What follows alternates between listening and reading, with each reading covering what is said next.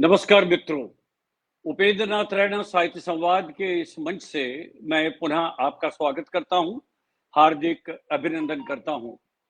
मित्रों, आज का हमारा कार्यक्रम है कविता के बहाने और आज के इस कार्यक्रम में हमने यहाँ पर इस मंच पर आमंत्रित किया है सुपरिचित कवि साहित्यकार श्री राजेश्वर वशिष्ठ को। थोड़ी देर में हम आज के जो हमारे अतिथि हैं, विशेष अतिथि हैं, उनको थोड़ी देर में हम इस मंच के साथ जोड़ देते हैं और उसके बाद विधिवत रूप से आज का यह कार्यक्रम आरंभ करते हैं। मित्रों, कविता के बहाने इस कार्यक्रम में हम वशिष्ठ जी से उनकी कविताएं सुनेंगे बहुत सारी, और साथ साथ में उनकी जो काव्य यात्रा रही है, साहित्यिक यात्रा रही है और उनका जो व्यक्तिगत जीवन के अलग अलग प्रसंग रहे हैं, उन पर बातचीत हम करेंगे आज। ये हमारे लिए सौभाग्य की बात है। आज गुरुग्राम से हमारे साथ जुड़ रहे हैं अभी थोड़ी देर में श्री राजेश्वर वशिष्ठ। नमस्कार, प्रणाम करता हूं। नमस्कार नमस्कार रैना साहब, मेरा सौभाग्य कि आज मुझे अवसर मिला आपके इस कार्यक्रम में आने का। ये तो बड़ा नामी कार्यक्रम है और इस कार्यक्रम को लंबे अरसे से हम लोग देख रहे हैं, तो ये मेरा सौभाग्य है। इसके लिए बहुत बहुत प्रणाम। आपका भी बहुत बहुत स्वागत है वशिष्ठ जी। बहुत अच्छा, पहले नाम ही आपका ऐसा है तो मुझे बहुत ही सम्मान से ये नाम लेना पड़ रहा है। जी। तो मित्र हमारे साथ जुड़ने शुरू हो गए। डॉक्टर रमेश चंद्र शुक्ल जी हमारे साथ जुड़ गए, एकता जी हमारे साथ जुड़ गई और बहुत सारे मित्र अब हमारे साथ जुड़ रहे हैं।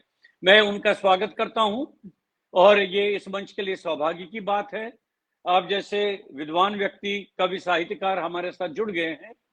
मैं मित्रों को ये कहना चाहूंगा, आपका संक्षिप्त परिचय दूंगा, अन्यथा हम आपके बातचीत में आपके बारे में खूब जानेंगे। आप आजकल स्वतंत्र लेखन कर रहे हैं और अनुवाद कार्य भी आपके कार्यों में प्रमुख है। आपके लगभग 5 उपन्यास प्रकाशित हो चुके हैं, लगभग 8 काव्य संग्रह आपके प्रकाशित हो चुके हैं और जहां तक पुरस्कारों की बात है, पुरस्कार कई है, जिसमें हरियाणा साहित्य अकादमी की तरफ से 2015 में आपको सम्मानित किया जा चुका है आपके काव्य कृति सम्मान के रूप में, और कई रचनाओं और कृतियों का आपने अनुवाद भी किया है। ये अनुवाद का कार्य किस प्रकार से हुआ है और किन किन विशेष रूप से किन कृतियों का, किन साहित्यिक कृतियों का आपने अनुवाद किया है, उसके बारे में हम आपसे बातचीत करेंगे। इस बीच में हमारे साथ अशोक वशिष्ठ जी जुड़ गए हैं, कह रहे हैं स्वागत है भाई जी। और भी मित्र हमारे साथ अब जुड़ने शुरू हो गए हैं। मैं पुनः वशिष्ठ जी आपका स्वागत करता हूं इस कार्यक्रम में। आरंभ में आप 2 शब्द कहना चाहेंगे? मैं बहुत बहुत आभारी हूं आपके प्रति। आपका बहुत बड़ा नाम है, इस मंच का बहुत बड़ा नाम है, और मैं अपने उन मित्रों के प्रति आभारी हूं जो लगातार मुझसे जुड़े रहते हैं, फेसबुक पर या मेरी पुस्तकों को लेकर लगातार पढ़ते रहते हैं। मैं उन सबका इस मंच के माध्यम से धन्यवाद करना चाहूंगा और आपको विश्वास दिलाना चाहूंगा, आप मुझसे जो भी पूछेंगे मैं उसका बहुत सही सही और सीधा जवाब दूंगा, किसी कवि की तरह, किसी किसी राजनेता की तरह नहीं। क्या बात है, क्या बात है। बहुत अच्छी बात की आपने। ईश्वर को हाजिर नाजिर जानकर आपने कह ही दिया है कि जो कुछ भी आप कहेंगे सही कहेंगे। और इस समय बहुत सारे मित्र आपका ये कार्यक्रम देख रहे हैं, मैं लगातार उसको मॉनिटर कर रहा हूं और मैं चाहता हूं कि वो और सारे मित्र हमारे साथ जुड़ जाए। इस बीच में हमारे साथ प्रियंवदा पांडे जी, बहुत अच्छी कवियत्री है, समीक्षक है, वो भी हमारे साथ जुड़ गई है।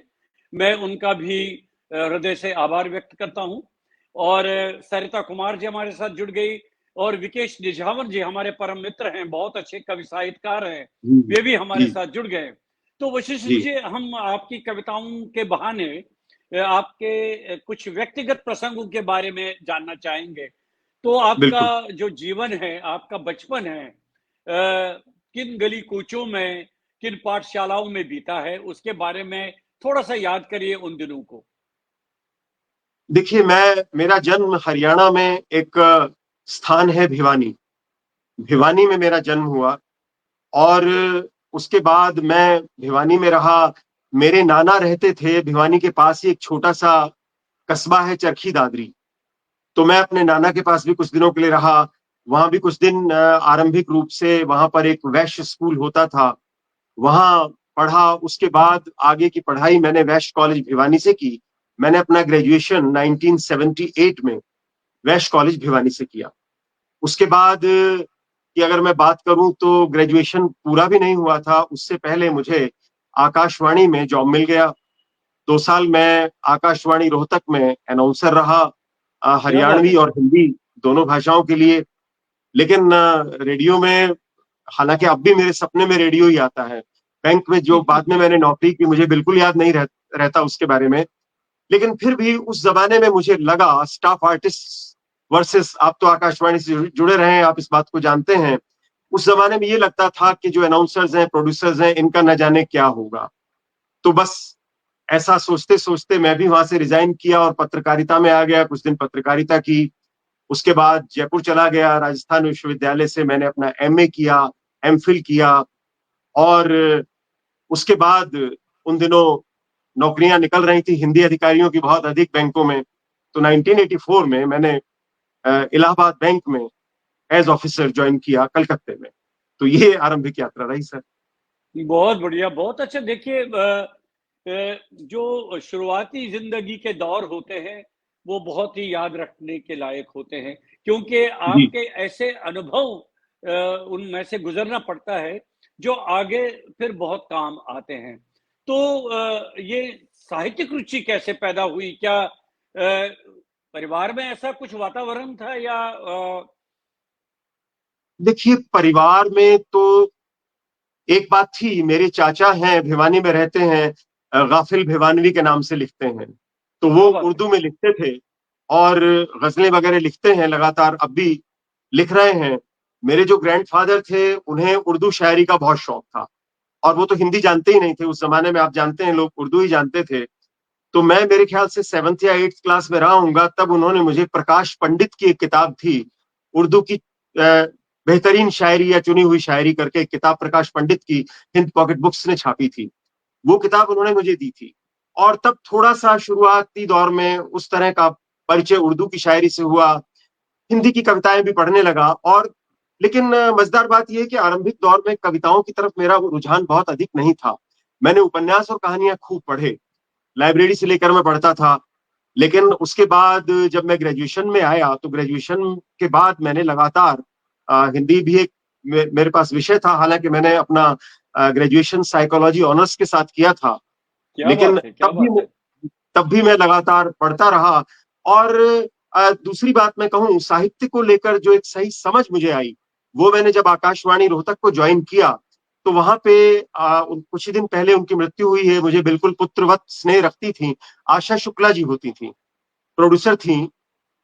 तो ये समझिए कि मैं एक तरीके से उनके बेटे की तरह रहा और मुझे लिखना पढ़ना उन्होंने सिखाया। मजेदार बात ये थी, दूसरे मेरे जो काउंटर पार्ट अनाउंसर्स थे, वो छुट्टी के बाद भाग जाते थे, मैं वहां अकेला रहता था। और मैंने उस जमाने में न जाने कितने रेडियो के लिए नाटक, फीचर्स लिखे, बहुत सारे वार्ताओं में। यानी मैं अपनी उम्र में काफी कम होते हुए भी बड़े बड़े प्रोग्राम्स में मेरी भागीदारी उन्होंने करवा दी।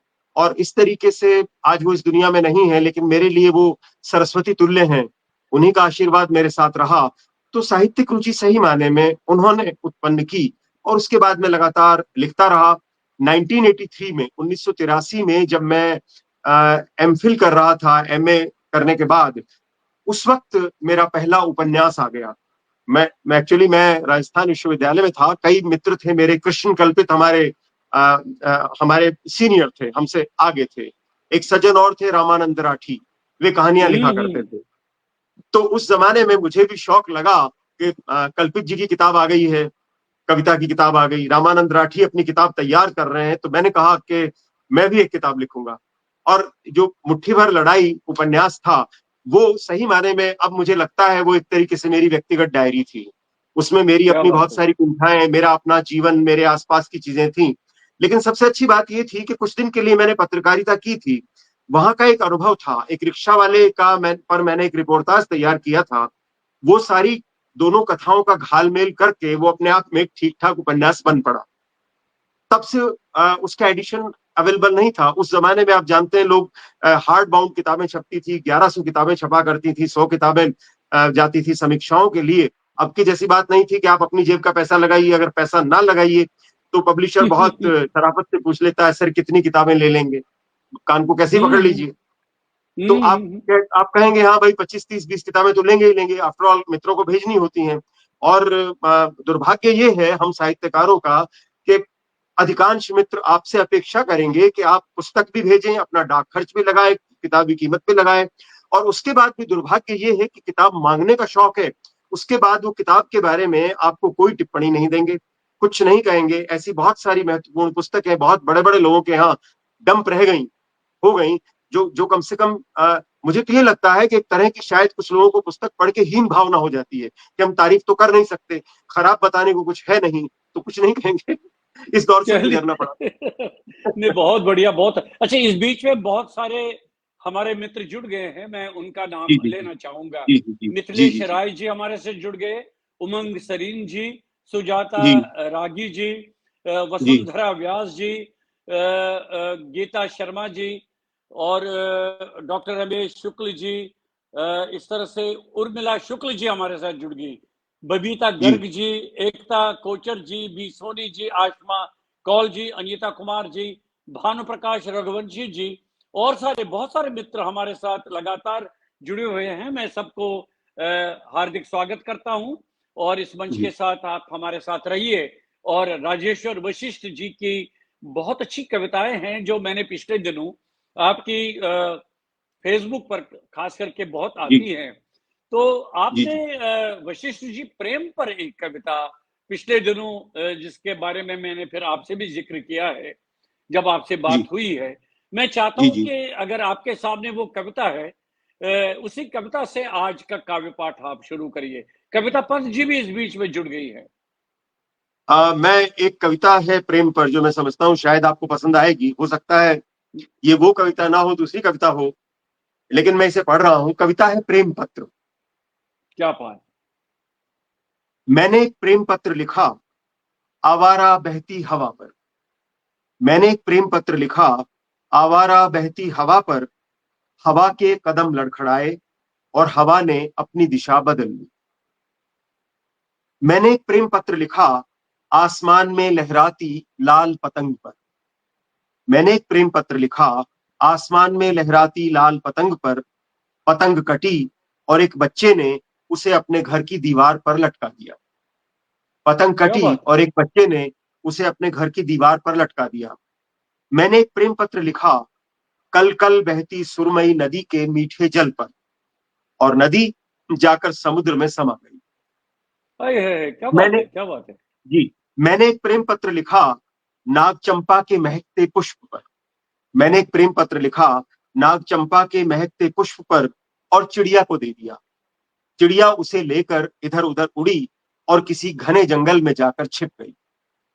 वाह वाह वाह। मैंने एक प्रेम पत्र लिखा बादलों से घिरे आसमान के शामियाने पर, और कड़कती बिजली ने उसे पल भर में भस्म कर दिया। मैंने हार कर मैंने हार कर अंतिम प्रेम पत्र गर्म आंसुओं से अपनी आत्मा पर लिखा। मैंने हार कर अंतिम प्रेम पत्र गर्म आंसुओं से अपनी आत्मा पर लिखा और उसे अपने दुख के हवाले कर दिया। क्या बात है, क्या बात है। यह वही पत्र है यह वही पत्र है जिसे अब तुम पढ़ रही हो। यह वही पत्र है जिसे अब तुम पढ़ रही हो। मुझे नहीं पता था प्रेम हमारे बीच नहीं, हमारे दुखों के बीच है। मुझे नहीं हाय पता हाय था हाय, क्या बात प्रेम है, क्या हमारे बात बीच है, वाह नहीं, वाह वाह। हमारे दुखों बहुत के बीच सुंदर, बहुत सुंदर, बहुत सुंदर, वाह वाह वाह। क्या बात है, क्या बात है। अरे क्या बात है, बहुत बढ़िया। अब देखिए कविता का की यात्रा जो होती है, उसकी अंतरंग जी यात्रा जो होती है और उसका जो प्रवाह होता है, यही तो बात है। कविता, अब देखिए प्रेम इतना इतना महत्वपूर्ण शब्द है। जीवन तो प्रेम पर ही आधारित होता है। निश्चित रूप से सर। बिल्कुल, है ना। तो प्रेम पर जो उसका उसकी जो पीठ है, उसकी जो उसका जो आधार है प्रेम, क्या बात है! आपने तो मूल को ही पकड़ रखा है। अब इसके बाद क्या कहने, क्या बात है, बहुत बढ़िया। तो कविताओं की यात्रा आप को क्या लगता है व्यक्तिगत रूप से कि आपने परिपक्वता के साथ कविताओं की रचना शुरू की है? हाँ, निश्चित रूप से आप ये कह सकते हैं। हुआ ये कि 1983 में जब मेरा पहला उपन्यास आ गया, उसके बाद मैं बैंक की नौकरी में चला गया। और बैंक की नौकरी में जाने के बाद आ, विवाह हो गया, बच्चे हो गए, और एक ऐसा समय बीच से गुजरा जहां साहित्य साधना बस सिर्फ कुछ कहानियां पत्र पत्रिकाओं के पन्ने पलटने से अधिक नहीं रही।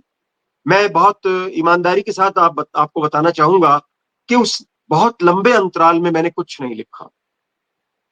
सन 2000 में, यानी 1984 के बाद 16 वर्षों तक लगभग कुछ नहीं लिखा।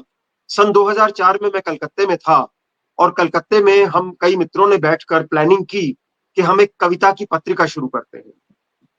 काव्यम के नाम से एक पत्रिका शुरू हुई, जिसके 25 अंक हम निकाल पाए, और पूर्णतः कविता की पत्रिका थी। और उसमें मेरी एक लगातार जिम्मेवारी ये थी कि मैं कविताओं के अनुवाद करूं, और अनुवाद का एक पृष्ठ वहां दूं। तो कनाडा के कवियों की मैंने कविताएं उसमें अनुवाद की। अ, कविता देशांतर कनाडा के नाम से वो किताब आई 2004 में छपकर। उसमें एक आप शायद जानते होंगे, नवतेज भारती, पंजाबी में जी, जी, बहुत जी। अच्छा लिखते हैं।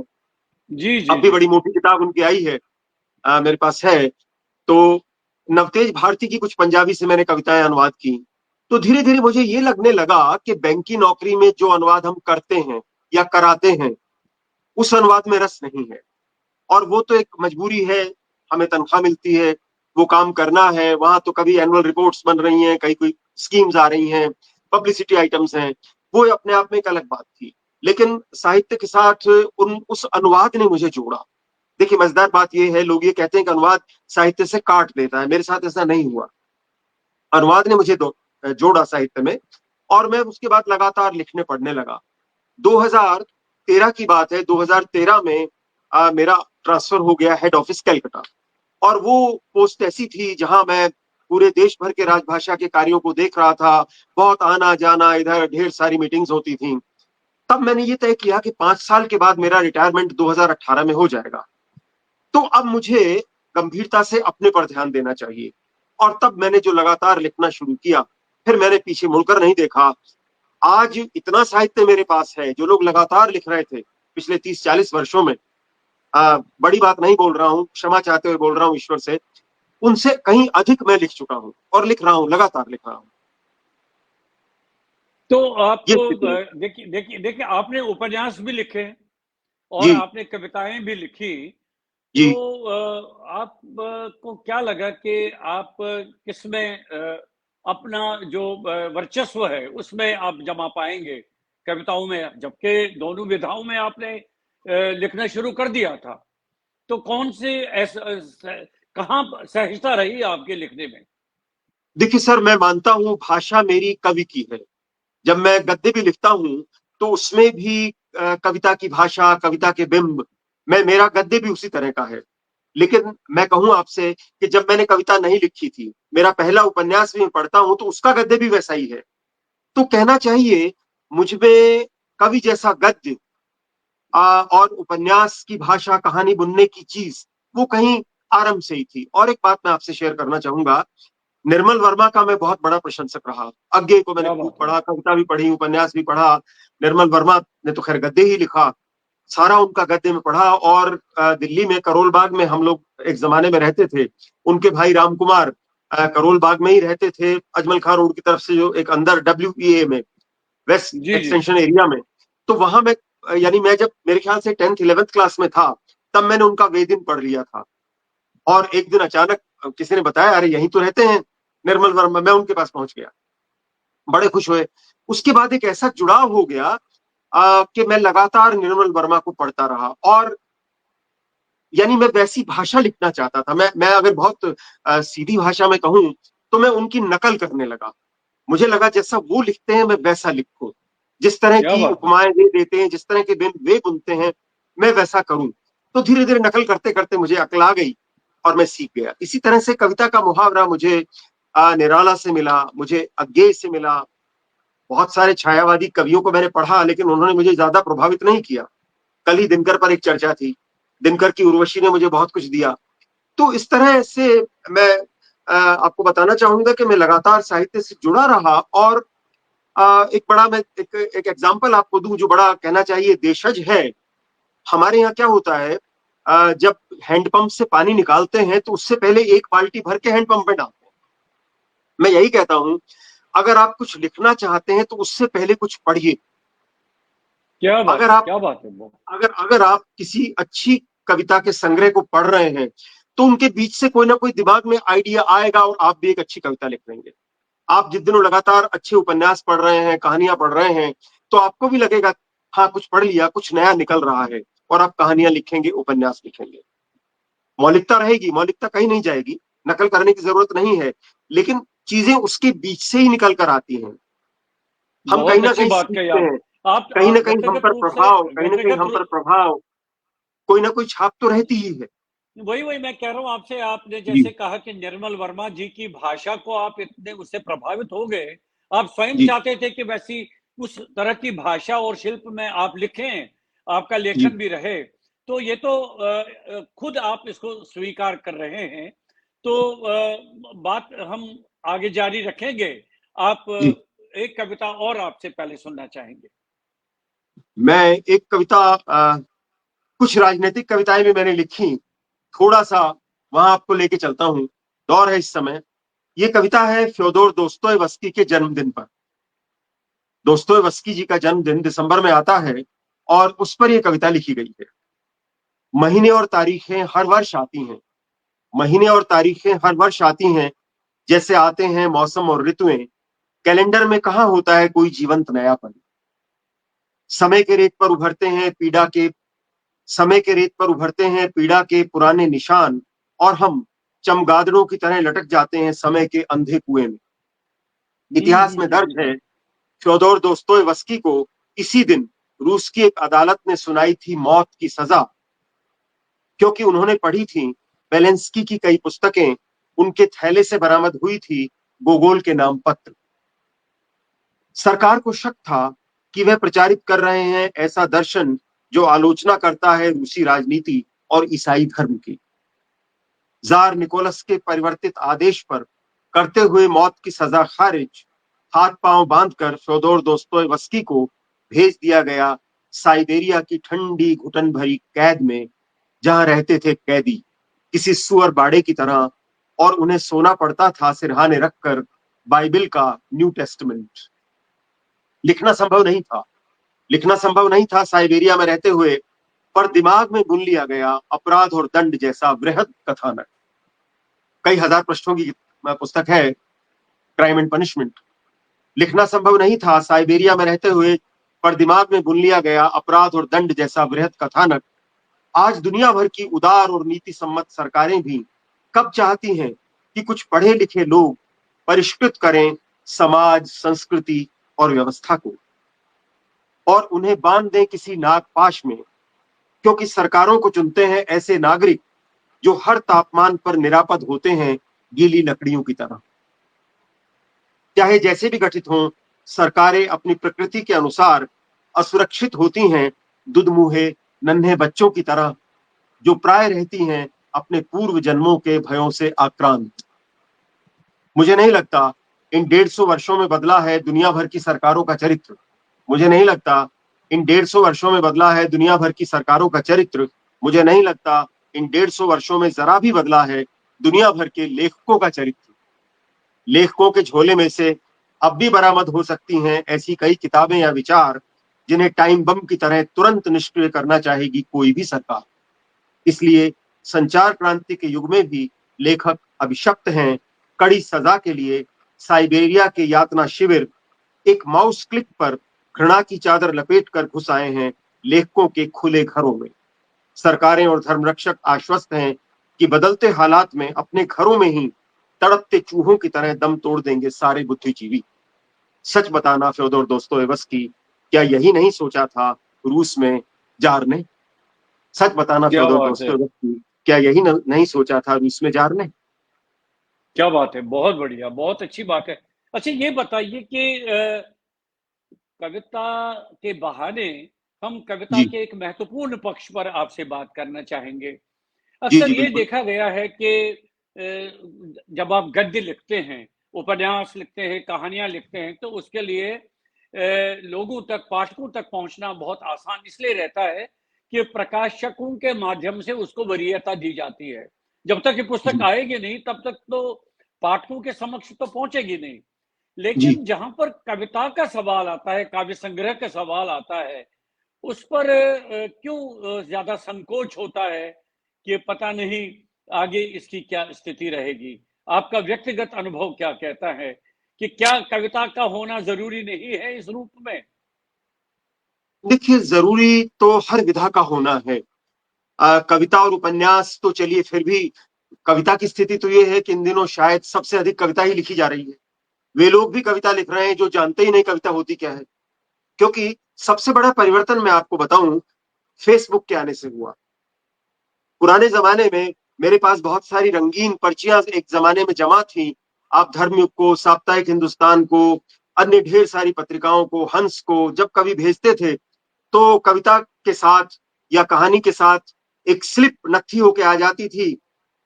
प्रिय मित्र, हमें खेद है, हम आपकी रचना का उपयोग नहीं कर पा रहे हैं। जी, जी, जी। तो स्थिति ये थी कि कई बार अच्छा, मेरे साथ तो ऐसा भी हुआ, सारिका में एक ज़माने में कहानी स्वीकृत हो गई। संपादक बदलते जा रहे हैं, वो कहानी छपी नहीं रही है। मैं बार-बार दरियागंज में जाके चक्कर लगा रहा हूँ। जयप्रकाश जी के ज़माने में भी, उसके बाद अवध नारायण मुदगल के ज़माने में भी, और वो कहानी उसके फाइल के पन्ने में ही रखी रह जाती है। क्योंकि मुझे समझ आया बाद में, मुझे बताया कि भाई होता ये है कि जिनको छापना चाहते हैं, उनसे तो आग्रह करके मंगवाते हैं। अरे रेना साहब, एडिशन प्रेस में है, जल्दी से अपनी कहानी भेज दीजिए, जल्दी से अपनी कविता भेज दीजिए, जल्दी से अपनी गज़ल भेज दीजिए। तो मैं समझ गया कि बड़े पत्र-पत्रिकाओं का तरीका दूसरा है। उन्हें अपने हिसाब से चलना है। कुछ चीज़ें वे छाप भी नहीं सकेंगे, इसलिए नहीं छाप सकेंगे कि उनका मालिक नाराज़ हो जाएगा, समाज के लोग नाराज़ हो जाएँगे, दिक्कतें उनके सामने आएँगी। तो फ़ेसबुक के आने से एक ऐसा मंच मिला, जहाँ पाठक आपको बहुत आसानी से मिल जाते हैं। और मैं आपको बताऊँ, मैं सौभाग्यशाली रहा। सन 2013 के बाद 14 से मैंने लगातार लिखना शुरू किया, तो सारी की सारी कविताएँ आरंभिक रूप से फ़ेसबुक पर आईं, और मुझे फ़ेसबुक पर उतने अधिक पाठक मिले, जितने पाठक पत्र-पत्रिकाओं में लोगों को नसीब ही नहीं होते। पत्र-पत्रिकाओं की आज भी बड़े से बड़े पत्र-पत्रिकाएँ जो हैं, उनकी कोई भी व्यक्ति 2-250 से ज़्यादा प्रतियाँ नहीं छापता, और जिन घरों में जाती हैं, वहाँ भी वे सजावट के तौर पे रखी रहती हैं, दिखाने के लिए कि हमारे यहाँ वर्तमान साहित्य आता है, हमारे यहाँ हंस आता है, पढ़ते शायद वे नहीं हों। तो इस तरीके से पहुंच उन पत्रिकाओं की, नाम भले ही बड़े हो, नहीं है, लेकिन उस मिथ को तोड़ा फेसबुक ने। फेसबुक में कोई संपादक नहीं है, फेसबुक में आप अपनी मर्जी के मालिक हैं। यहाँ हर व्यक्ति अपने स्तर का लिखा हुआ पोस्ट कर रहा है, चाहे वो कविता हो। मेरा तो उपन्यास याज्ञ सैनी मैंने पार्ट पार्ट में फेसबुक में पोस्ट किया, और लोग लगातार अगली कड़ी के लिए प्रतीक्षा करते थे। और उसके बाद जब वो पुस्तकाकार में आया तो भी आसानी से बिका। मेरी कविता की पुस्तकों के साथ भी यही हुआ। सारी कविताएं लोगों ने फेसबुक में पढ़ी, उसके बावजूद भी वे सारी पुस्तकें अपने आप लगातार बिकती रहीं। याज्ञ सैनी के 2 एडिशन आ गए, रामचंद्र अगस्त के महानायक श्रीराम, उसके 2 एडिशन आ गए। मुट्ठी भर लड़ाई जो उपन्यास है, इसका दूसरा एडिशन है, कविता की पुस्तकों के दूसरे एडिशन आ रहे हैं। तो मैं आपको बताऊं कि बड़ी पत्र पत्रिकाओं के पीछे दौड़ने की कोई खास जरूरत नहीं है। और एक बात स्पष्ट करना चाहूं, बड़े प्रकाशकों के पीछे दौड़ने की जरूरत भी नहीं है। बड़े प्रकाशकों के साथ क्या होता है, उनका लाइब्रेरी नेटवर्क बहुत बड़ा होता है। हर लाइब्रेरी में उनके संपर्क होते हैं, हर जगह वो ओबलाइज करते हैं और अपनी किताबें खपा लेते हैं। लेकिन मैं आपको ईमानदारी से बताऊं, आज लाइब्रेरियों से पुस्तकें लेकर पढ़ने का रिवाज ही खत्म हो गया। लोग अपने फोन पर पढ़ते हैं, लोग ई बुक्स की फॉर्म में पढ़ते हैं। मुझसे तो कई बार लोग कहते हैं आपकी किताब बहुत महंगी है, मैं खरीद नहीं सकता, उपन्यास 400 रुपए का है, आप मेरी मदद कीजिए। मैं कहता हूँ ठीक है, ऑफिशियली तो मैं नहीं कर सकता ऐसा, लेकिन चलिए मैं आपको पीडीएफ भेज देता हूँ। पीडीएफ भी मैं प्रकाशक वाला नहीं भेजता, अपना निजी भेज देता हूँ, हाँ पार्ट्स में भेज देता हूँ, क्योंकि प्रकाशक को तकलीफ होती है, आप अगर पीडीएफ बांटेंगे तो किताब कैसे बिकेगी। लेकिन तब भी हर तरह के पाठकों के बारे में सोचना पड़ता है। और देखिए ना, कई सारे कविता कोश है, ऐसे मंच है, वहां भी मेरी कविताएं हैं, लोग खोज कर कहीं ना कहीं से पढ़ लेते हैं। तो अब वो सारे मिथ टूट गए हैं कि कविता मुश्किल है, उपन्यास मुश्किल है, आपका जब मन करे लिखिए। मैं कहता हूँ मुश्किल स्थिति है, यात्रा संस्मरण बहुत कम है, जीवनियां बहुत कम है। इस तरह का जो साहित्य राहुल सांकृत्यायन लिख के चले गए, दूसरे लोगों ने लिखा, वैसा साहित्य आज बहुत कम आ रहा है। उपन्यास में तो क्या है, एक गति है, लेकिन आप कहीं घूमने जाते हैं। मैं ही कई बार कई विदेशों की यात्राएं करा आया, मैंने सोचा कि मैं लौट कर आने के बाद लिखूंगा, लेकिन आप लिख ही नहीं पाते हैं। अब क्या है, आपके पास कैमरा है, फोटोग्राफी में आप उलझ जाएंगे, उसके बाद मन से बात उतर जाएगी, बात पुरानी होने के बाद नहीं लिखी जाती। लिखना है तो आप उसी दिन नोट्स लेके शाम को अगर बैठ के लिखेंगे तो लिख लीजिए, लेकिन अगर आपके साथ पत्नी है या आपके मित्र हैं, तो मित्र होंगे तो रात को रसरंजन होगा या कुछ और होगा, पत्नी है तो दिन भर की सारी नाराजगी उसी वक्त पूरी करेगी, तो आप लिखेंगे कब? नहीं, बहुत अच्छी बात कही आपने। अच्छा, इसको बात को हम आगे बढ़ाएंगे, उसके जी पहले कि आपकी जो प्रेम कविताएं हैं खास करके, मैं जी उनका कायल हूँ, क्योंकि प्रेम का जो मूल तत्व है और प्रेम की जो एक जीवन से जुड़ी हुई परिभाषा है, उसको आपने पकड़ रखा है, इसमें कोई संदेह नहीं है। तो एक कविता और सुनाइए, फिर बातचीत को हम आगे रखेंगे। इस बीच में युवराज शर्मा जी हमारे साथ जुड़ गए, प्रतिभा जैन जी जी है, साधना हरी जी है, डॉक्टर रमेश चंद्र शुक्ल जी लगातार जुड़े हैं, ज्योत्सना सक्सेना जी है, कमलेश्वरी मिश्रा जी है, त्रिलोक कौशिक जी है। तो बाद में आप जी देख लेंगे बहुत सारे मित्र हमारे साथ जुड़े हुए हैं और आपका ये कार्यक्रम देख रहे हैं। तो मैं आपसे देखिए निवेदन तो, करता हूँ वशिष्ठ जी, जी जी जी, एक मैं कविता। कविता सुनाने से पहले, आपने जो बात कही प्रेम को आपने पकड़ के रखा है, ये बहुत सच है। मैं प्रेम में ही जीता हूँ, प्रेम ही मुझसे क्या बात है। लिखवाता है। और बहुत सारी बातें तो सार्वजनिक नहीं की जा सकती हैं, लेकिन मैं जब लिखता हूं तो मैं प्रेम में होता हूं। और मेरा प्रेम कोई काल्पनिक प्रेम नहीं है, जीवित प्रेम है। मैं प्रेम करता हूं तो लिखता हूं, वही मुझसे लिखवाता है। एक मेरी पुस्तक है प्रेम का पंचतंत्र, वो तो लव नोट्स हैं, कुछ इस तरह के संदेशों का आदान प्रदान है जो लिखे गए और वो एक पुस्तकाकार रूप में प्रकाशित हो गए। तो क्या इसलिए मैं बात है। बहुत इस बात को ईमानदारी से स्वीकार करूंगा कि अगर आप प्रेम नहीं करते हैं और प्रेम कविता लिखते हैं, तो आप प्रेम के साथ अन्याय करते हैं। अगर बहुत आप प्रेम बढ़िया। करते हैं, आप प्रेम अच्छा में जीते हैं। अच्छा सुनिए वशिष्ठ जी, जी एक और कविता के लिए आपकी बहुत ही फरमाइश आई है। कई मित्र वो कविता सुनना चाहते हैं, सुनेत्रा। सुनेत्रा कविता आप कई बाद में सुनाइए, पहले ये प्रेम वाली कविता आप सुनाइए। देखिए सर, बात ये है, सुनेत्रा मेरी हर कविता का स्थायी भाव है। सुनेत्रा मेरी म्यूज है। सुनेत्रा से मैं प्रेम करता हूं और मेरी सारी कविताएं सुनेत्रा को ही समर्पित हैं। मुझे कई बार लोगों ने कहा कि आपकी कविताएं अगर आप ये अंत निकाल दें तो बहुत अच्छी हैं, वहीं पूरी हो जाती हैं, आप सुनेत्रा को क्यों ले आते हैं? मैंने कहा मैं क्यों ना लाऊं, मैं जहां जिसके सामने बैठकर जिसके लिए लिखता हूं, वो उसे मैं कैसे ओमिट कर सकता हूं? हमारे जो पुराने कवि हुए, उन कवियों में भी तो उनकी प्रेमिकाएं या उनके दूसरे लोग, वो सुजान के बगैर वो कविता पूरी नहीं होती थी। तो मेरी कविता भी सुनेत्रा के बगैर पूरी नहीं होती है, तो उसमें नहीं कौन हो सी कठिनाई की पाएगी। बात है? क्या तो बात है, बहुत अच्छी व्याख्या की आपने मेरा जी। प्रेम मेरा प्रेम कोई कागजी प्रेम नहीं है, वो धड़कता हुआ जीवंत प्रेम है।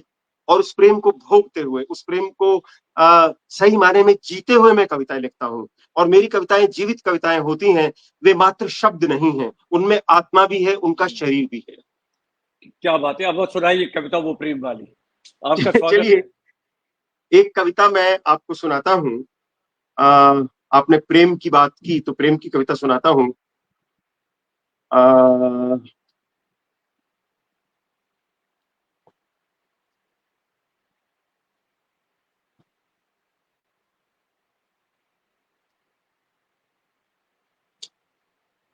प्रेम का पंचतंत्र जो है उसमें दो पात्र महत्वपूर्ण हैं, एक पेड़ और एक चिड़िया। पेड़ सही माने में प्रेमी है और चिड़िया सुनेत्रा है, चिड़िया प्रेमिका है। तो इसी क्या माध्यम बात से है। बहुत सारी कविताएं रचती बसती जाती हैं। तो वैसी एक कविता मैं आपको सुना रहा हूं। चिड़िया सुबह से बेचैन थी, चिड़िया सुबह से बेचैन थी, उसने पेड़ की कई परिक्रमाएं की, टूटी कटी शाखाओं को देखा, असमय नीचे गिरे फलों और फूलों को देखकर दुखी हुई। उसने क्षुब्ध होकर पेड़ से कहा, तुम भी पहन लो अपने शरीर पर कांटों के वस्त्र, तुम भी पहन लो अपने शरीर पर कांटों के वस्त्र, बबूल और गुलाब की तरह मैं नहीं देख सकती तुम्हारी व्यथा। पेड़ धीरे से मुस्कुराया और बोला, पता करके आओ कितने पक्षी रहते हैं उन कांटेदार पेड़ों पर, पता करके आओ कितने पक्षी रहते हैं उन कांटेदार पेड़ों पर, कितने पथिक विश्राम करते हैं उन पेड़ों की छाया में। सुनेत्रा, हमें भी रोज उद्वेलित करता है अपनों का और मित्रों का व्यवहार, हमें भी रोज उद्वेलित करता है अपनों और मित्रों का व्यवहार, लेकिन हम उनसे नहीं रखते द्वेष। प्रेम में हम बन जाते हैं बुद्ध। प्रेम करने के लिए शरीर की ही नहीं, प्रेम करने के लिए शरीर को ही नहीं, आत्मा को भी निर्वसन होना पड़ता है। ओए क्या बात है, क्या बात है, वाह प्रेम वाह वाह, करने के लिए बहुत शरीर सुंदर, को ही बहुत नहीं, सुंदर, बहुत आत्मा को भी निर्वसन होना पड़ता है। एक और बहुत छोटी सी बढ़िया। कविता मैं जोड़ूंगा। उस कविता का शीर्षक है प्रेम। बहुत भ्रामक शब्द है प्रेम, बहुत भ्रामक शब्द है प्रेम।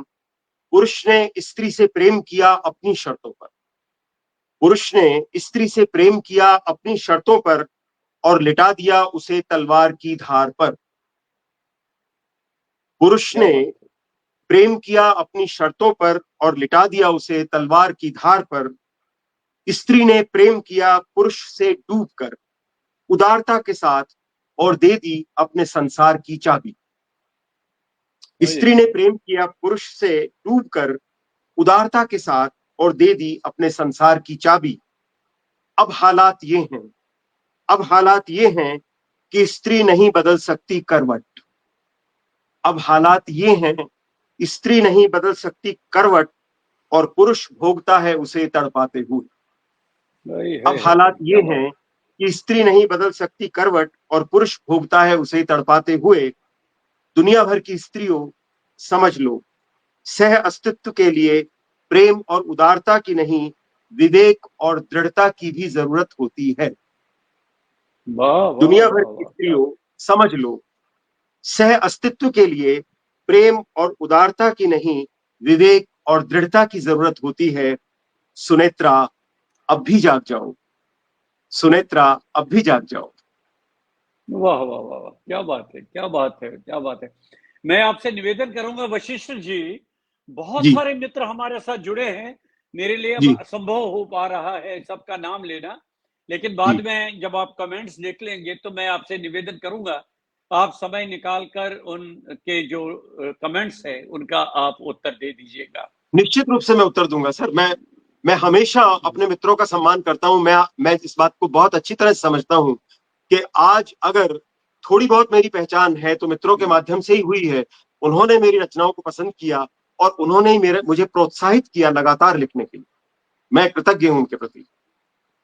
बहुत बढ़िया, बहुत अच्छा। अच्छा, आपने उपन्यास भी लिखे बहुत सारे जी और जी काव्य संग्रह भी आपके प्रकाशित हो चुके हैं और आपने जी जी। खुद एक जगह ये खुद मान लिया कि आपके उपन्यासों में भी ऐसा लग रहा है कि जैसे आप कविता ही कह रहे हैं।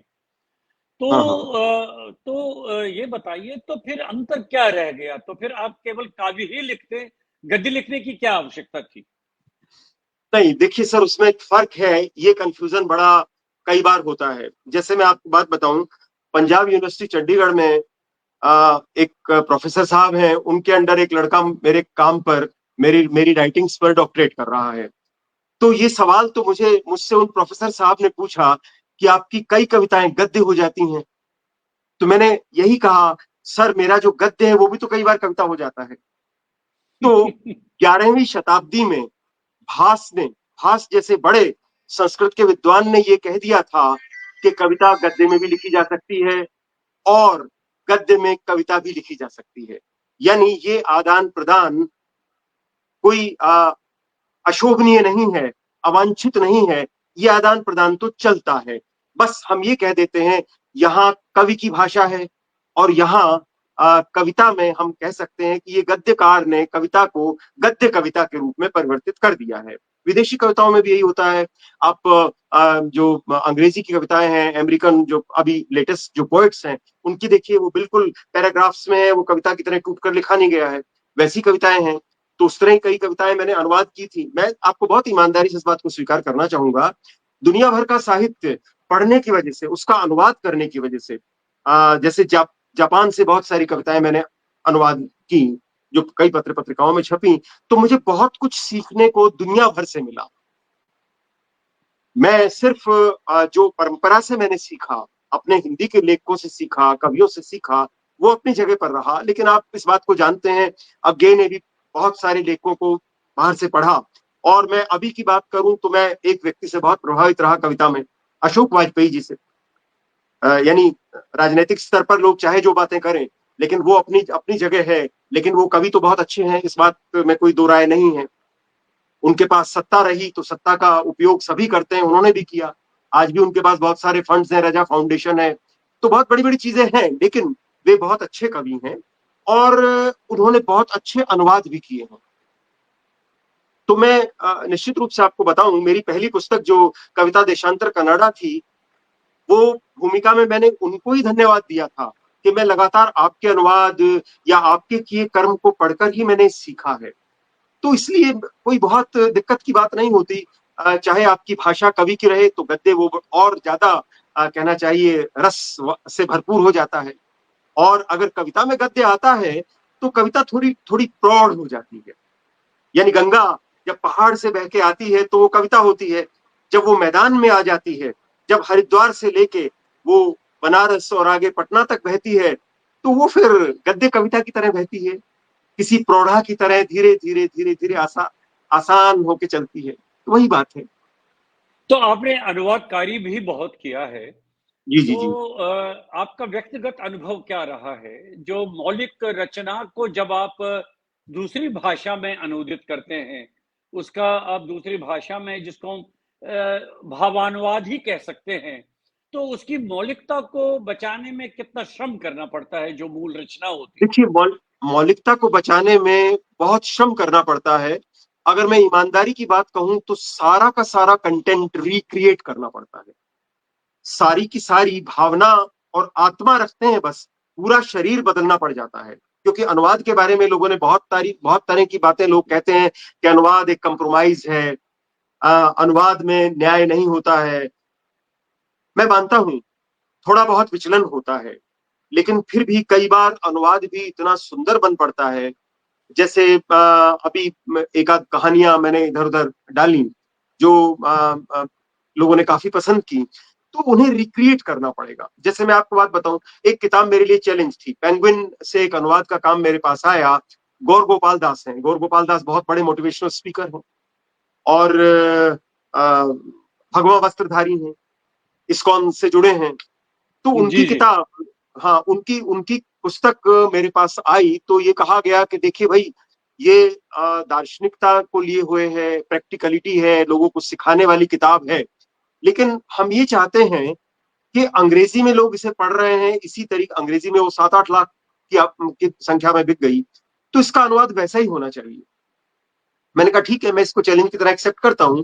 उसका अनुवाद मैंने किया और मैं समझता हूं हिंदी में वो किताब 1 आध लाख में तो हिंदी में किताब बिक गई। तो आपको थोड़ा सा मेहनत करनी पड़ती है, रिक्रिएट करना पड़ता है। दूसरी दिक्कतें एक और आती हैं, कई बार आप अच्छा अनुवाद करते हैं, जो आपके पब्लिशर्स हैं उनके यहाँ जो एडिटर्स बैठे होते हैं, कई बार उन्हें संतुष्ट करना बड़ा मुश्किल हो जाता है। यानी हुँ। आप समझ रहे हैं, आप एक लेखक हैं, आप उस बात को समझते हैं, जो एडिटर बैठा है वो आपकी उस बात को समझ ही नहीं पा रहा है। वो शब्द पकड़ता है, इस शब्द का अनुवाद कहाँ हुआ।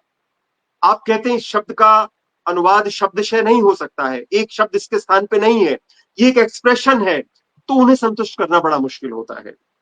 इसी तरह से रुचिर शर्मा की एक किताब, अमेरिका में रहते हैं, बड़े पत्रकार हैं, तो उस किताब का मैंने अनुवाद किया, गद्य किताब थी वो भी, यात्रा संस्मरण थी। तो इनके साथ मैंने काम किया। इस तरह से लगभग 10-12 किताबें मैंने रॉयल कॉलिंस के लिए की, जो मूल रूप से चीन से जुड़ा हुआ साहित्य था और बुद्धिज्म से रिलेटेड साहित्य था।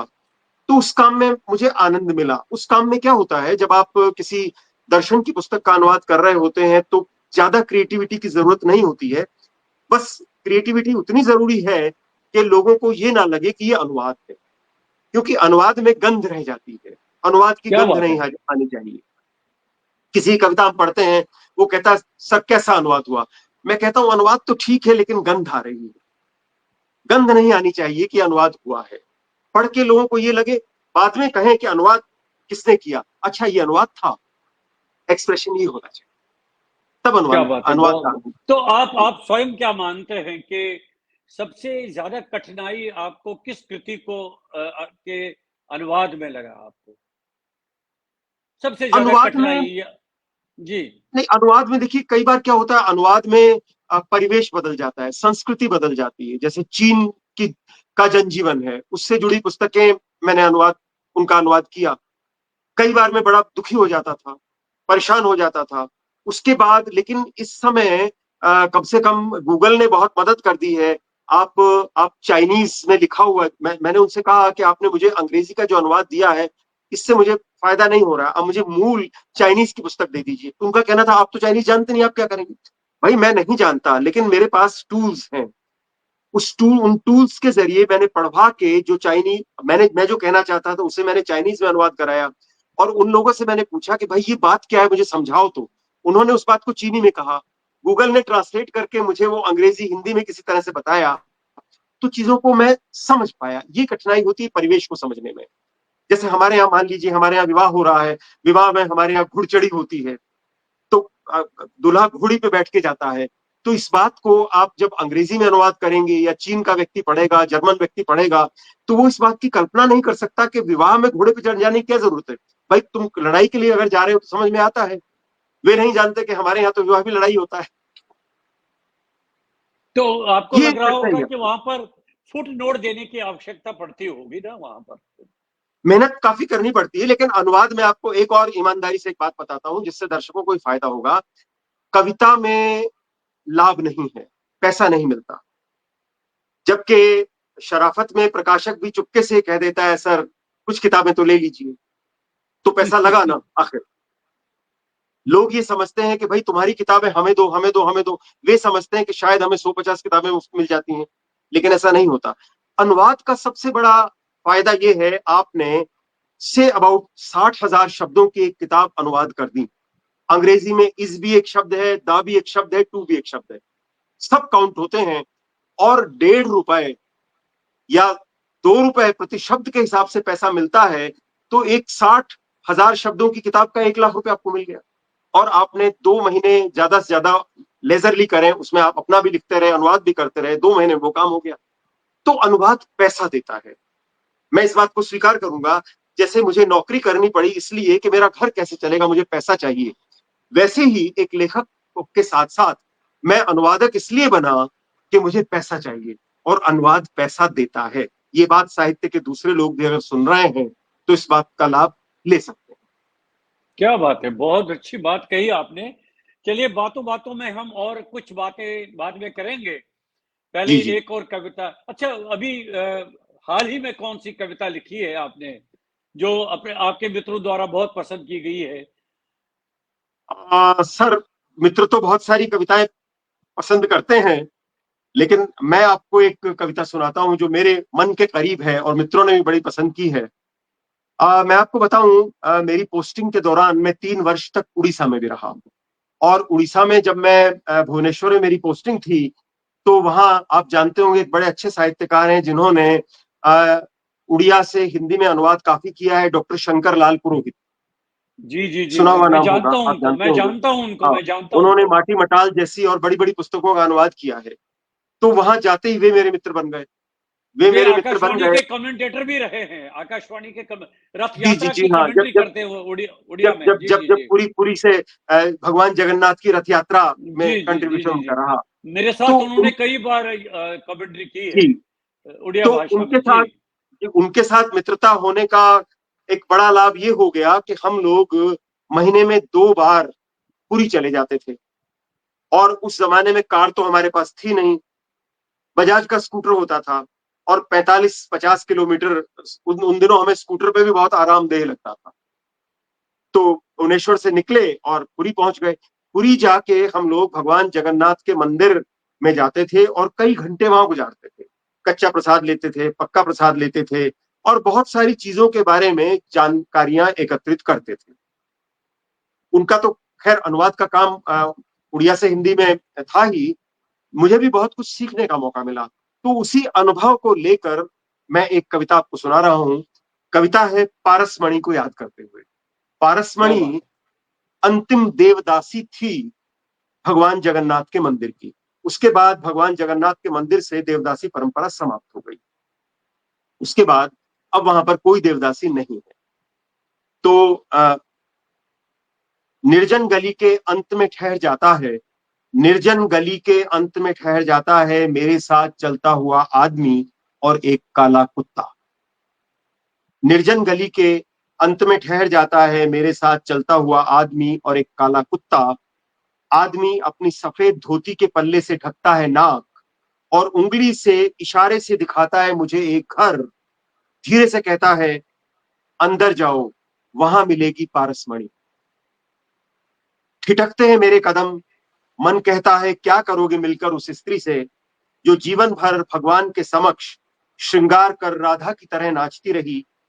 ईश्वर शायद अभी भी होंगे उस काष्ठ मूर्ति में, पर वहां राधा के लिए कभी स्थान नहीं था। क्या बात है, क्या बात है। मंदिर का पंडा मुझे छोड़कर तेजी से जा चुका है।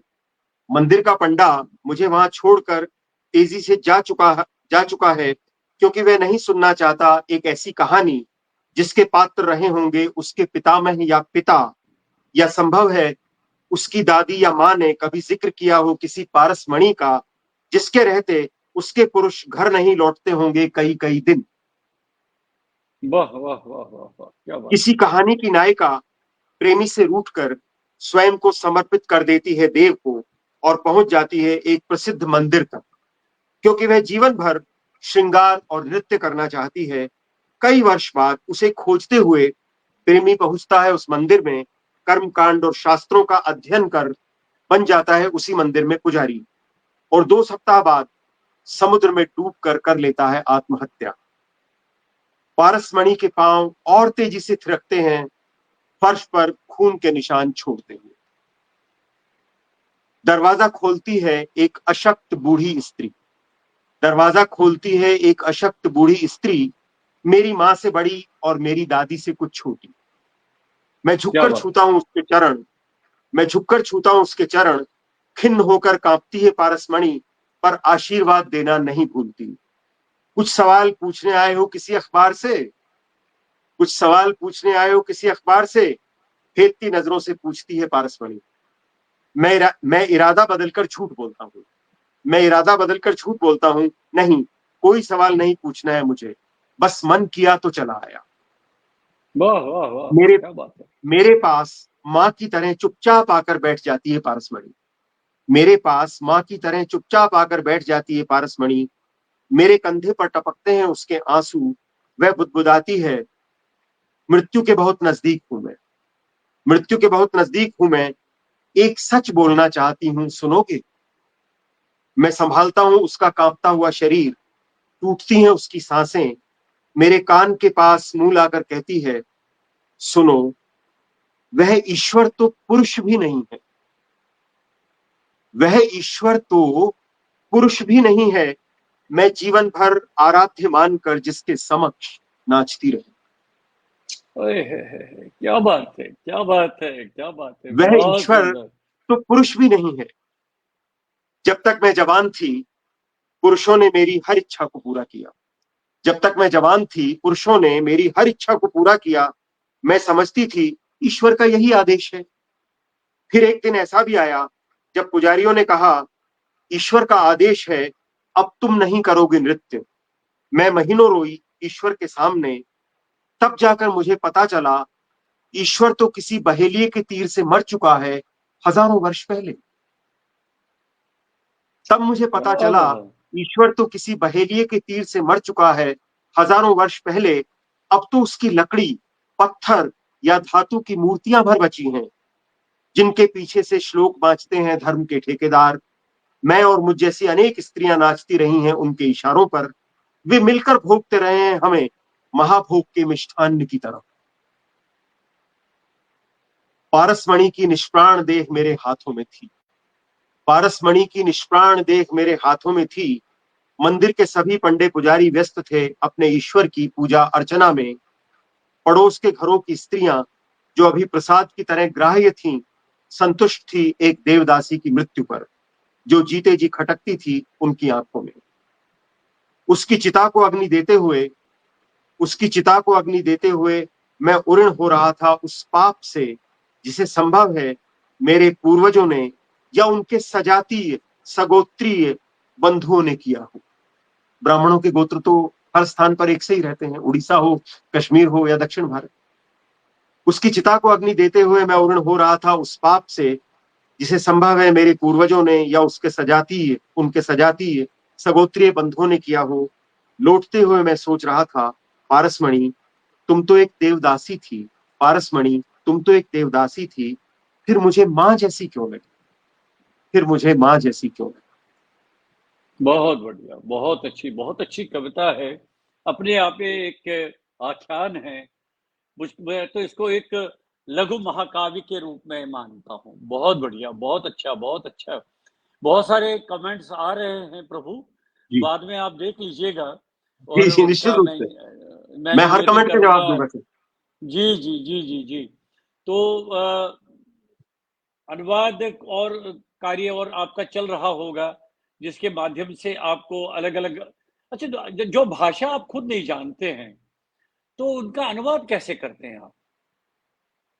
देखिए सर, फैक्ट ये है, भारतीय भाषाओं का अनुवाद करना तो आसान, जैसे पंजाबी मैं जानता हूँ। पंजाबी यानी मेरा तो जन्म जब हुआ तब तो हरियाणा बना ही नहीं था, पंजाबी था। और जब मैंने स्कूल जाना शुरू किया तो पहला जो कायदा था वो पंजाबी का भी पढ़ना हुआ था। उसके बाद वैसे भी हमारे घरों में मेरी दादी करनाल के पास की थी, तो उनकी तो हरियाणवी भी पंजाबी से जुड़ी हुई भाषा थी। तो पंजाबी में जानता था। उड़ीसा में मैं रहा तो थोड़ा बहुत उड़िया जानने लगा। 15 साल में बंगाल में रहा तो बांग्ला को भी समझने जानने का थोड़ा मुझे मौका मिला। वहां के साहित्यकारों से भी बहुत कुछ सीखने का मौका मिला। और जहां तक विदेशी भाषाओं का सवाल है, वे अनुवाद तो मैंने अंग्रेजी के माध्यम से ही किए। चाइनीज से अनुवाद अंग्रेजी में हुआ। रॉयल कॉलिंस जैसे कनाडा में है तो वे चाइनीज से अनुवाद कनाडा में कराते हैं, या उनके ट्रांसलेटर्स चाइना में बैठे हैं जो अंग्रेजी जानते हैं। और फिर वो पुस्तकें मेरे पास आती थी तो मैं उनका अंग्रेजी से हिंदी में अनुवाद करता था। लेकिन फिर भी कई बार मैंने बताया, गुत्थी उलझ जाती थी तो मूल चाइनीज तक भी जाना पड़ता था। नहीं, तो मेरी यही मेरी प्रक्रिया। जिज्ञासा मेरी जिज्ञासा ये थी कि जो जी भाषा आप जानते हैं और जिस भाषा में आप अनुवाद करते हैं, दोनों भाषाओं पर आपका अधिकार है। लेकिन जहां पर बीच में एक और भाषा के माध्यम से मूल भाषा की रचना को आपको अनुवाद करना पड़ता है, तो वो तो थर्ड वर्जन हो गया ना उसका। ये स्थिति होती तो है सर, लेकिन फिर भी जब आप एक संस्कृति को, एक साहित्य को दूसरे लोगों तक पहुंचाना चाहते हैं तो उसके बीच में थोड़े खतरे भी हैं। इसीलिए इसीलिए होता क्या है, अनुवाद में कभी परफेक्शन होता नहीं है। अनुवाद में लोग ये मानते हैं कि ये एक काम चलाऊ व्यवस्था है, लेकिन ये काम चलाऊ व्यवस्था भी बहुत जरूरी है दूसरों की संस्कृति को समझने और जानने के लिए। मैं तो बल्कि ये कहूंगा, पहले मुझे बड़ा शौक लगता था कि मैं जर्मन से, फ्रेंच से अनुवाद करूं। लेकिन अब तो मेरी रुचि होती है कि भारत में इतनी सारी भाषाएं हैं, उन भाषाओं में बहुत अच्छा लिखा जा रहा है। जैसे मैं आपको बताऊं, मराठी में बहुत अच्छा लिखा जा रहा है, बांग्ला में बहुत अच्छा लिखा जा रहा है, तमिल में बहुत अच्छा लिखा जा रहा है, उड़िया में बहुत अच्छा लिखा जा रहा है। तो निश्चित रूप से हमें इन भाषाओं से भी साहित्य को लाना चाहिए। लेकिन यहाँ एक बात मैं जोड़ना चाहूंगा, जिस बात से मुझे बहुत तकलीफ भी होती है। इन भाषाओं के लेखक हमें अप्रोच करते हैं, हमें पास बैठ के हिंदी में मोटे तौर पे अपनी कविता का भावार्थ भी समझा देते हैं। उनकी पुस्तक वे चाहते हैं हिंदी में छप जाए, लेकिन वे इस मामले में बहुत कंजूस हैं। आज हिंदी में भी बहुत बढ़िया लिखा जा रहा है। भारतीय भाषाएं हिंदी से अपने यहाँ साहित्य नहीं लेकर जा रही हैं। इसलिए कभी कभी रोष उत्पन्न भी होता है। ये लगता है भाई ये वन वे ट्रैफिक क्यों, सिर्फ ये कहने भर से कि आपकी भाषा तो बहुत बड़ी भाषा है, आपका क्षेत्र बहुत बड़ा है, तो हम आपकी भाषाओं से सामग्री लेते रहें। अरे भाई, हम जो लिख रहे हैं वो भी तो आपके यहाँ पहुंचना चाहिए। आप अगर आज की तारीख में मान लीजिए कश्मीरी, डोगरी या संथाली इन भाषाओं में लिखते हैं तो आपको साहित्य अकेडमी का पुरस्कार भाग कर मिल जाएगा, आपकी पहली दूसरी किताब पर मिल जाएगा। हिंदी में आप तरसते रह जाएंगे, इतना बड़ा क्षेत्र है। वही एक पुरस्कार हिंदी के लिए है, वही एक पुरस्कार डोगरी के लिए है, वही एक पुरस्कार किसी अन्य भाषा के लिए है। उन भाषाओं के लिए जो शायद किसी राज्य की भाषा भी नहीं है, उनके लिए भी है। सिंधी के लिए है। देखिए, सिंधी का पुरस्कार, सिंधी में गिनती की 5, 7, 10 पुस्तकें आती हैं, उन्हीं में से किसी को मिल जाना होता है।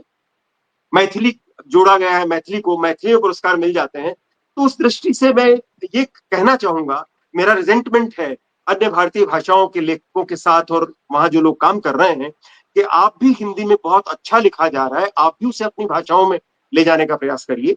हम तो ला ही रहे हैं, हमारा तो क्षेत्र बहुत बड़ा है, हम बहुत उदार हैं। लेकिन स्थिति ये होती है, जब भाषा के स्तर की बात होती है तो हिंदी छोटी बहन है। वे बड़ी भाषा है, मैं मानता हूँ, हिंदी छोटी बहन भी है। हिंदी बहुत आधुनिक भाषा है, बहुत लगभग 100-150 वर्ष पहले से ही जिस रूप का हम प्रयोग कर रहे हैं, इस रूप का जन्म हुआ, उसकी तुलना में तमिल, मराठी, तेलुगु, कन्नड़, ये तो बहुत पुरानी भाषाएं हैं, बंगला बहुत पुरानी भाषाएं हैं। लेकिन होता यह है कि इस छोटी बहन के साथ आप तब उदार नहीं होते जब आप स्वयं तो छोटी बहन के घर आना चाहते हैं, लेकिन छोटी बहन के बच्चों को कभी बड़ी मौसियां आमंत्रित नहीं करना चाहती। ये रिजेंटमेंट रह जाता है। शिकायतें बहुत हैं, सवाल बहुत सारे हैं। जी, अगर हम उनको गिनने लगेंगे या उन पर हम व्याख्या करने लगेंगे, बातचीत करने लगेंगे, समय तो उसके साथ जी, बहुत जी, जी, निकल जाएगा। लेकिन मैं चाहता जी, हूँ जी, जी, कि अब समय तो लगभग अब पूरा हो रहा है, लेकिन आपकी जी, 1-2 जी। कविताएँ और सुननी पड़ेंगी, क्योंकि नहीं तो हम वंचित रह जाएँगे। तो एक पुनः कविता। हाँ, एक कविता सुनाइए जो प्रेम से भरी हुई कविता हो। पता नहीं मुझे क्यों आपकी वो कविताएँ बहुत अच्छी लगती हैं। चलिए, मैं प्रेम की कविता ही आपको सुनाता हूँ।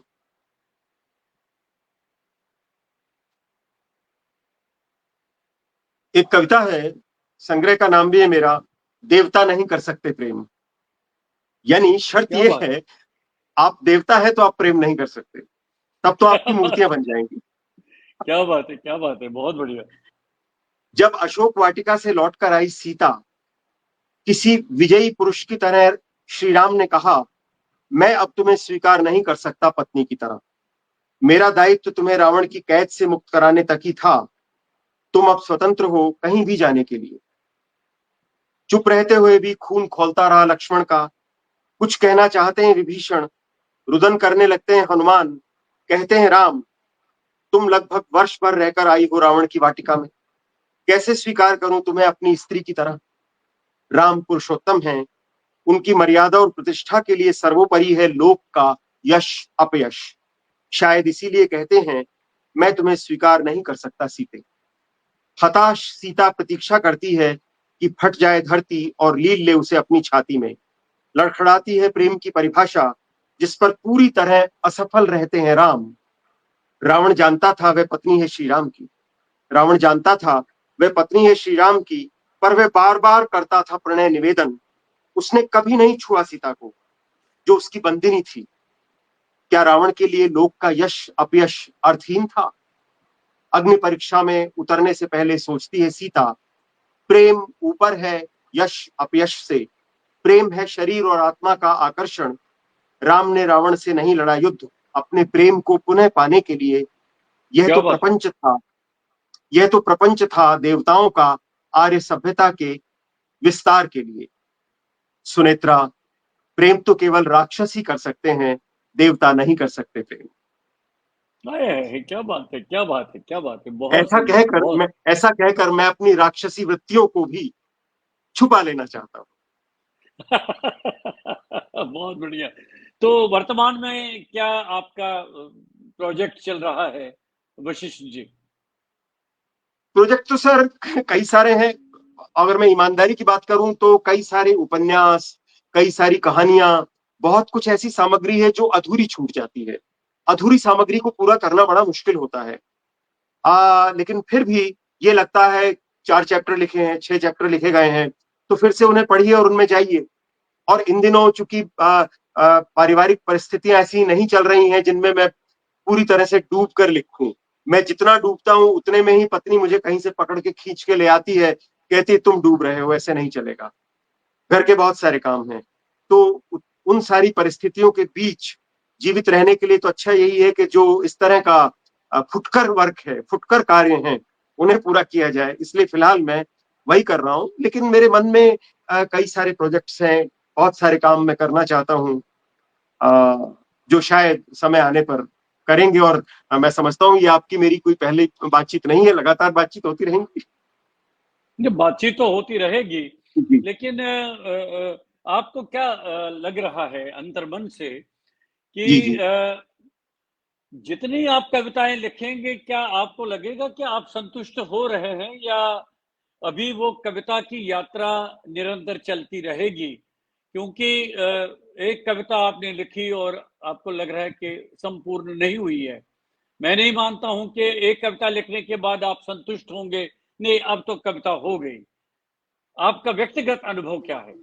सर मुझे मेरे साथ ऐसा नहीं होता। मेरे साथ होता ये है कि जब मेरा मन करता है, आ, होता ये एक सेंसिटिविटी, एक स्तर, मुझे कितनी चोट पहुंची है, मैं अगर बहुत ईमानदारी से कहूं, मुझे कितनी चोट पहुंची है, उस चोट की इंटेंसिटी ये डिसाइड करती है कि मैं कविता लिखूंगा, कहानी लिखूंगा, या उसे उपन्यास में बदल दूंगा। तो ये तो चोट देने वाले बहुत आसानी से बता सकते हैं कि वे मुझसे भविष्य में क्या लिखवाएंगे। अगर अगर चोट ऐसी है जो तुरंत मैं उसका हल निकाल सकता हूं, मैं उसका जवाब दे सकता हूं, तो वो कविता होती है। वो चोट थोड़ा ठहरती है, लगातार कुरेदती है, तो कहानी बन जाती है। इन दिनों एक कहानी संग्रह भी तैयारी में है, तो वो क्या रूप ले बात है, लेता क्या है। बात है। और अगर कोई बड़ी बात है तो वो बड़ी बात उपन्यास का रूप लेती है। तो मेरे साथ ऐसा नहीं है, ना मेरी कविता कभी मरती है, ना मेरा गद्य कभी मरता है। बस मैं परिस्थितियों के हिसाब से एडजस्ट करना सीख गया हूँ। पहले क्या होता था, पहले मैं मुझे बहुत एकांत की जरूरत होती थी, बड़ी सख्त एक तरीके से मैं अपने आप को ढालना चाहता था, मैं डिस्टर्ब हो जाऊंगा। अब धीरे धीरे क्या हो रहा है, मैंने डिस्टर्बेंस के बीच भी काम करना सीख लिया है। कोई बात नहीं, क्योंकि होता क्या है, मैं आपको एक और बात शेयर करूं जो लोगों को शायद लाभकारी होगी। मैं सारा काम डायरेक्ट कंप्यूटर पर करता हूं, डायरेक्ट अपने लैपटॉप पर या अपने डेस्कटॉप पर करता हूं, और उसमें कोई फर्क नहीं पड़ता। मैं फिर उस काम को वहां से देखता हूं, तो मैं उसे फिर एडिट करता हूं, फिर उसे रिवाइज कर लेता हूं। तो एक कविता भी कागज पे लिख के काटना करना जो था, वो बड़ा मुश्किल काम होता है। कंप्यूटर पे वो इतनी आसानी से बार बार एडिट हो जाती है, नए रूप में आ जाती है। बल्कि यहां तक हुआ है, मैं आपको बताऊं, अभी मैं एक मेरा नया संग्रह जो आ रहा है, उसमें कविताएं मैंने इकट्ठी की, फेसबुक पे डली होंगी, तब उनमें कोई और रूप था। बाद में मैंने उन कविताओं को, कई कविताओं को रिवाइज कर दिया, कई कविताओं के मैंने अंत बदल डाले, कई कविताओं में मुझे लगा कि ये लाइनें तो मैंने मोहवश लिख डाली हैं, जिनकी आवश्यकता नहीं है। होता ये भी है ना कि कविता एक ऐसी है, जैसे जैसे मिठाई, आपने एक बर्फी खा ली, दो खा ली, फिर भी मन ललचाता रहता है, यार कुछ और खा लो। लेकिन आखिर शरीर की भी तो आवश्यकता है। कविता में आप कितना स्पष्टीकरण देंगे, कितनी बार प्रेम पत्र लिखेंगे, कहाँ कहाँ लिखेंगे, आखिर कहीं तो लाके उसे बात को समाप्त करना ही होगा ना। कविता में मेरी समझ में एक बड़े भारी पत्थर को पहाड़ की चोटी तक लेके जाना है, और बस आपका जब जहां बल समाप्त हो जाता है, जितनी ऊंचाई पे आप मैक्सिमम ऊंचाई पे पहुंच जाते हैं, वहां से उसे छोड़ देना है। उसके बाद तो फिर पाठक को झेलना है, उसके सर पे पड़े, उसकी आत्मा पे पड़े, और वो तड़पता रहे उस कविता को पढ़ के। अपना काम हो ने गया। आपने पाठक का जिक्र किया है तो मुझसे याद आ रहा है आपसे पूछूं कि आप इतनी मेहनत करते हैं, आप इतना लिखते हैं, बहुत मुश्किल से प्रकाशित होती है पुस्तकें, तो क्या आपको उचित पाठक वर्ग मिल रहा है? पाठक आपकी बहुत चिंता पाठक, करता है क्या? बिल्कुल डेफिनेटली सर। मैं आपको बताऊं, मेरा पाठक वर्ग बहुत बड़ा है, जो लगातार मेरी कविताओं पर, मेरे लेखन पर आकर बड़ी खुली राय देता है। ऐसे बहुत सारे लोग हैं जो अपनी बात की कई अन्य माध्यमों से, टेलीफोन जैसे लेकर, या अपनी बात कहते हैं, और मैं बहुत ईमानदारी से उनकी बात सुनता हूं, उनकी बात पर गौर करता हूं। और बहुत बार तो क्या होता है कि जैसे मान लीजिए मैं कोई उपन्यास लिख रहा हूं, अब वैसा एक्सपेरिमेंट नहीं करता, उसके बड़े खतरे भी हैं, गालियां भी बहुत पड़ती हैं। जब मैंने याज्ञसेनी लिखा, तो कई बार ऐसे पाठक आ जाते थे आप तो बिल्कुल, आपने तो महाराज युधिष्ठिर को बर्बाद कर दिया। अरे भाई, मेरा मन कर रहा है बर्बाद करने को, मैंने कर दिया। आप ये क्या कर रहे हैं भाई? मेरा अपना सोच है। वाल्मीकि की रामायण को रामचरितमानस बनाते हुए तुलसीदास ने भी तो बर्बाद कर दिया, बहुत चीजें बदल डाली। आप उसे बर्बाद भी कह लीजिए, या अगर हम उन्हें भक्त कवि के रूप में देखें तो हम उन्हें प्रणाम करते हैं। लोग तो तुलसी को ही पढ़ पाते हैं, वाल्मीकि को कितने लोग पढ़ पाते हैं। तो भाई मुझे भी कुछ कर लेने दीजिए, तो वहां गालियां भी खानी पड़ती हैं। तो मेरा पाठक मुझसे बहुत जुड़ा हुआ है, मेरा पाठक मुझसे बहुत प्रेम करता है। पुस्तकें आती हैं, मेरे प्रकाशक इस बात को जानते हैं। लोग बहुत मुझे बिना बताए पुस्तकें लेके पढ़ लेते हैं। मुझे बहुत कम लोगों को पुस्तकें देनी पड़ती हैं। बल्कि दुर्भाग्य ये है कि जिन लोगों को मैं समझता हूँ ये पात्र हैं, मैं उन्हें पुस्तक देता हूँ, वे पुस्तक को दबाकर बैठ जाते हैं। वे उस पुस्तक का लौटकर नाम भी नहीं लेते। एक आध बार बड़ी हिम्मत से पूछता हूँ क्या हुआ, अभी देख नहीं पाए हैं। तो कभी कभी मुझे भी लगता है कि शायद मैं भी इस आवरण को अब ओढ़ लूं, मेरे पास भी जो पुस्तकें आती हैं मैं भी कहूं मैं देख नहीं पाया हूं। लेकिन मैं ऐसा नहीं कर पाऊंगा, ऐसा करना उचित नहीं होगा। मुझे लोगों ने इतना प्रेम दिया है, तो मैं उनकी जो अपेक्षाएं हैं, मुझे उन पर खरा उतरना होगा। अच्छा वशिष्ठ जी, अब हम कार्यक्रम के समापन जी की जी ओर आ रहे जी हैं। जी जी जी जी इससे पहले कि अब आप इस कार्यक्रम में अपनी एक और कविता सुनाएं जो जिससे हम समापन करेंगे, लेकिन उससे जी। पहले मेरी एक जिज्ञासा है। पूछिए सर। आप बहुत अच्छा बोलते हैं, बहुत अच्छा लिखते हैं, बहुत अच्छी कविताएं लिखते हैं और उपन्यास गद्य भी बहुत अच्छा लिखते हैं। आप नाटक भी बहुत अच्छा लिख सकते हैं, तो कभी कुछ प्रयास रहा उस ओर? सर मैं आपको बताऊं, आ, सबसे पहले मैंने अपार्थीड पर, रंगभेद पर एक नाटक का, जब मैं जिन दिनों में पढ़ रहा था, मैं एमए एमफिल कर रहा था, रवि चतुर्वेदी जयपुर में है, नेशनल स्कूल ऑफ ड्रामा के लिए। तो तो अपार्थीड पर बेस्ड एक अफ्रीकन नाटक का मैंने सबसे पहले अनुवाद किया था। मैं लगातार नाटकों से जुड़ा हुआ हूं, और नाटक कर्ण पर मेरी 10 कविताएं हैं। राजेंद्र गुप्ता जी ने उन कविताओं को मॉडिफाई किया एक प्रेजेंटेशन के तरीके से। उन्होंने प्रस्तुति नेशनल स्कूल ऑफ ड्रामा में भी की, मुझे वहां उन्होंने बुलाया, मैं दिल्ली में था। मुंबई में भी बहुत जगहों पे की, विदेशों में भी उन्होंने कई जगह उसके शोज दिए हैं। तो मैं नाटकों से जुड़ा हुआ हूँ, और नाटकों से तो मैं तभी जुड़ गया था जब मैं रेडियो में था। जब चाहे मेरा कान पकड़ के ले जाते थे, आज भाई वो हवा महल की छलकी है, इसमें तुम कद्दूलाल बन जाओ, इसमें तुम नथुलाल बन जाओ।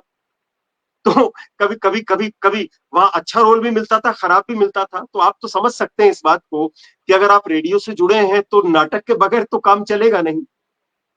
तो मैं नाटकों क्या से बात जुड़ा रहा हूँ, और मैं चाहूंगा, कॉलेज के जमाने में मैंने आधे अधूरे मैंने नाटकों में काम भी किया है।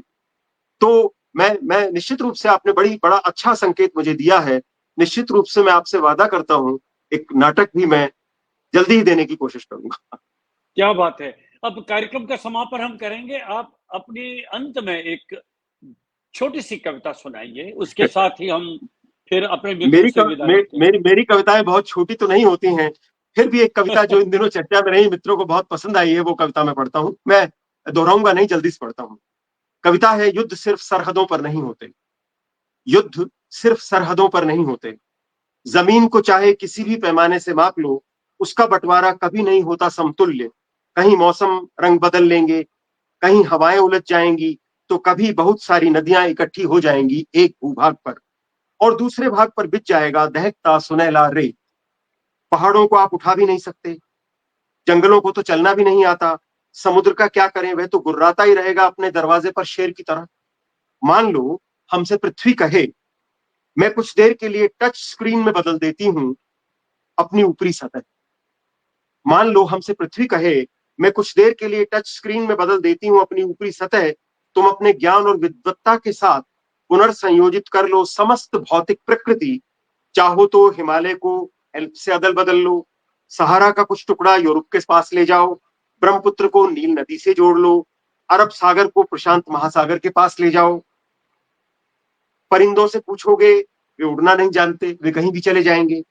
पशुओं से पूछेंगे, वे मरना जानते हैं, कहीं भी मरकर पैदा हो जाएंगे। वनस्पतियों से पूछोगे, वे जीना जानते हैं, हर मिट्टी में दबे हैं उनके बीच। स्त्रियों से पूछोगे, हम जहां जाएंगे उन्हें वहां आना ही पड़ेगा।